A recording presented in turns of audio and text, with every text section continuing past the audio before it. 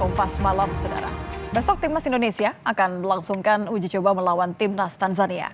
Pertandingan akan digelar di Stadion Madia Gelora Bung Karno, Senayan, Jakarta.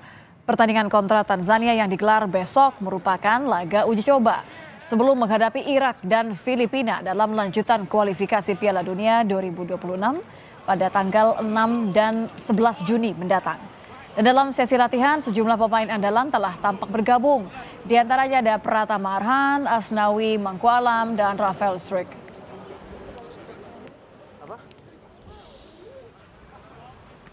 Ya, dalam latihan terlihat juga ada Kelvin Verdonk, pemain yang saat ini masih menjalani proses naturalisasi.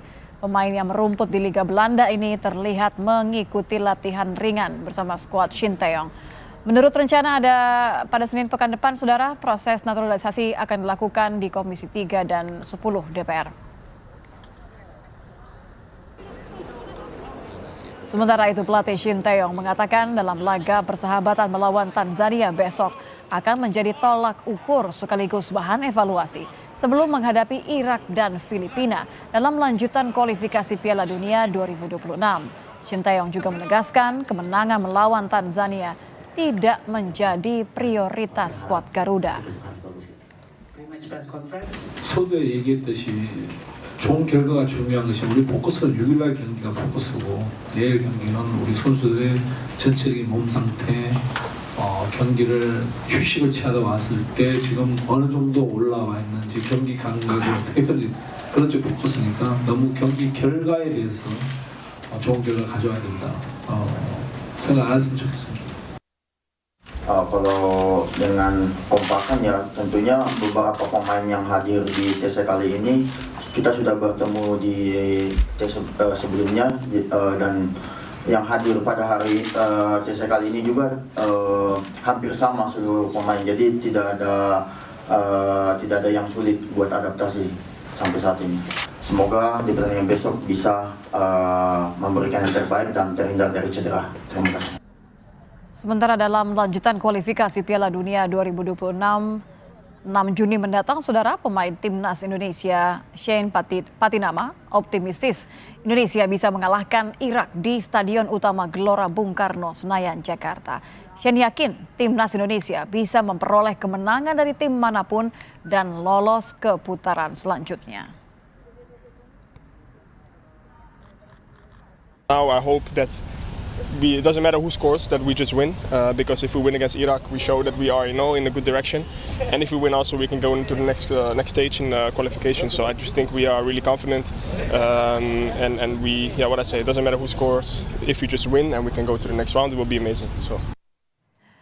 Ya, bicara mengenai persiapan menuju laga lanjutan kualifikasi Piala Dunia melawan Irak dan Filipina tanggal 6 dan 11 Juni mendatang, tentu semua bertanya-tanya seperti apa nanti jalannya laga Timnas Indonesia melawan Tanzania di laga uji coba yang diyakini sebagai laga cek ombak Timnas. Kita akan bahas bersama pengamat sepak bola Muhammad Kusnaini. Selamat malam, Bungkus. Selamat malam, Nika. Ini rapi jalinya Bungkus sih saya anggap sebagai pertanda bahwa nampaknya persiapan kita juga cukup matang ya. Kan sebenarnya PSSI ketika sengaja memilih Tanzania, kita bisa lihat bahwa ini benar-benar sebagai persiapan cek ombak laga kualifikasi Piala Dunia nanti. Kalau melihat kekuatan yang kita punya dari pemain yang rata-rata ini kan baru seminggu terakhir ya berkumpul ya. Ini apakah laga melawan Tanzania nanti dikatakan bisa cocok untuk persiapan melawan Irak sekaligus cek ombak? Ya, jadi uji coba kali ini saya pikir memiliki dimensi jangka pendek dan jangka panjang ya. Jangka pendeknya adalah bagian dari keinginan Shin Taeyong untuk melihat langsung permainan beberapa pemain yang baru dipanggil ya. Ada Kelvin Verdonk, kemudian di belakang juga ada Patinama kembali, kemudian juga beberapa nama juga kembali. Tapi pada saat bersamaan ada beberapa nama yang tidak bisa bermain, misalnya Jai Ijes yang masih harus bermain untuk klubnya di playoff Serie B untuk menuju Serie A. Dan itu saya pikir butuh perubahan terutama di sektor pertahanan. Masuknya Verdonk akan membuat persaingan di sisi bek kiri menjadi sangat padat ya. Ada Verdonk di sana, ada Pratama Arhan, kemudian ada Patinama. Jangan lupa kita juga masih punya Nathan Chuaon yang juga bisa main di posisi bek kiri. Di bek tengah sekarang juga pilihannya semakin banyak dengan kembalinya Jordi Amat. Itulah saya pikir yang menjadi alasan mengapa Shin Taeyong penting memainkan sebuah pertandingan melawan tim yang kompetitif. Karena Tanzania ini meskipun di Afrika bukan tim utama ya, di bawah Mesir, di bawah Aljazair, di bawah Tapi kan di atas kita tetap ya. Ya, tapi di atas kita peringkatnya. Jadi memang laga ini kompetitif untuk dimensi jangka pendek. Dimensi jangka panjangnya, Sintayong juga mulai berpikir kalau nanti kita lolos dari kualifikasi di zona Asia dan harus berhadapan dengan wakil dari Afrika lagi, seperti di kelompok usia di bawahnya 23. Pengalaman itu pernah dialami oleh timnas kelompok usia 23. Sintayong tidak mau kita kaget karena bertemu dengan tipe lawan yang berbeda. Jadi ini ada dimensi jangka panjang, meskipun itu masih sangat panjang perjalanannya, tapi jauh-jauh hari sudah disiapkan. Kita pernah menghadapi tim dari Afrika, jadi pemain nanti tidak akan kaget. Jadi saya pikir itu dua dimensi yang diharapkan dari laga ini. Oke, kalau kita bicara tadi Tanzania rankingnya tetap di atas timnas Indonesia, kira-kira di line up nanti akan ada kejutan nggak? Karena kan nggak mungkin kalau semua pemain andalan ini dimainkan.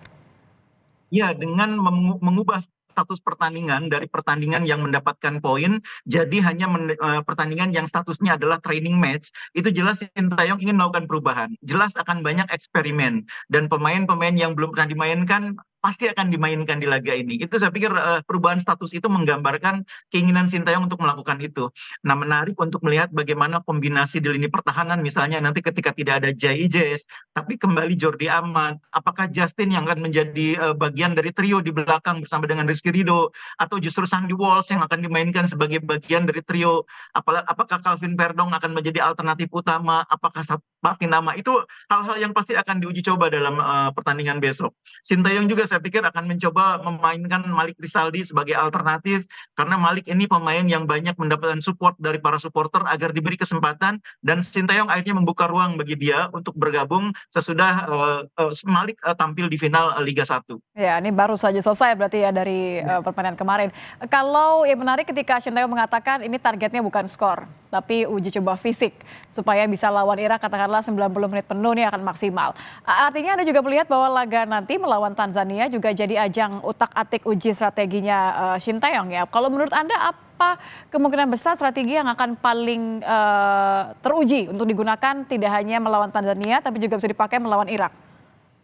Iya, kita sudah melihat bagaimana kuatnya Irak ya di pertandingan pertama, dan Sintayong mengakui bahwa Irak adalah lawan yang sulit. Karena itu dia ingin melakukan sejumlah eksperimen memaksimalkan daya dobrak kita. Karena target Sintayong dan saya pikir harapan masyarakat Indonesia di laga ini kita bisa menang ya. Kita tidak perlu menunggu sampai laga terakhir untuk mendapatkan 3 poin. Kita kan hanya butuh 3 poin dari 2 laga. Nah, kalau bisa dapatkannya di laga pertama tentu lebih baik. Nah, karena itulah Sintayong saya pikir akan mencoba meramu formasi yang lebih ofensif dengan materi pemain yang ada, tapi pada saat bersamaan pertahanan tidak berkurang kekuatannya dengan masuknya lagi Jordi Amat, dengan adanya Verdong, dengan adanya Patinama. Ini diharapkan bisa lebih kuat pertahanan. Tapi bagaimana ramuannya untuk membuat di depan lebih produktif? Karena itulah titik lemah kita selama beberapa pertandingan sebelumnya ya. Yang menarik tadi Anda katakan bahwa ya kalau bisa dapat poinnya ketika melawan Irak, ambil saja kesempatannya ya, nggak perlu nunggu Filipina. Tapi Anda melihat ini besar kemungkinan ya, mengingat Indonesia kan cuma butuh 1 kali kemenangan ya, tapi melawan Irak ini kan ya tidak semudah melawan Filipina. Betul, Irak ini kan salah satu tim di Asia yang pernah main di Piala Dunia ya, dan ini artinya level mereka cukup tinggi. Dan untuk itu memang yang paling realistis adalah meraih poin, tidak kalah tapi meraih poin. Tapi menurut saya hal yang juga tidak mustahil untuk mendapatkan kemenangan kalau melihat bagaimana tren permainan kita yang semakin membaik di 2 laga terakhir ketika melawan Vietnam. Dan itu saya pikir yang membuat para pemain sangat optimistis, sangat percaya diri. Kalau mereka memang tim ini lengkap, sebetulnya memang tim ini cukup kuat. Hanya beberapa posisi yang masih agak lemah, tapi secara keseluruhan tim ini sudah cukup kuat. Oke. Jadi kalau untuk mempersiapkan pastinya ya, tidak hanya melawan Tanzania sebagai cek ombak yang cukup baik begitu, apa yang harus dipersiapkan tidak boleh tidak untuk memastikan bahwa ya 1 kemenangan ini atau 3 poin ini benar-benar ada di tangan? Ya, yang pertama menurut saya pastikan bahwa tidak ada pemain yang cedera di pertandingan ini ya, karena itu memang tidak mungkin memainkan pemain 90 menit. Jadi kalau tadi sempat dikatakan menguji fisik pemain untuk main 90 menit, saya yakin enggak. Karena memang ini pertandingan uji coba yang membuat Sintayong punya kesempatan memainkan seluruh opsi pemain yang ada. Jadi tidak akan ada pemain yang mungkin main 90 menit, mungkin hanya 60 menit atau 45 menit bahkan. Dan yang kedua, sesudah soal pemain bisa dipastikan tidak ada yang cedera, Sintayong juga harus memastikan dari uji coba lawan Tanzania, dia harus mendapatkan formasi yang fix. Nanti yang akan main dalam formasi 4-3-3 itu siapa? Atau 3-4-3 itu siapa? Siapa 3 di belakang, siapa 4 di tengah, siapa 3 di depan, itu harus didapat dari uji coba lawan Tanzania. Karena cuma ini kesempatan untuk mendapatkan ramuan terbaik sebelum menghadapi Irak. Oke, utak-atik momen yang tepat untuk sebelum tanggal 6 Juni nanti. Terima kasih Bungkus sudah bergabung bersama kami di Kompas Malam. Selamat malam, Bung. Kami hadirkan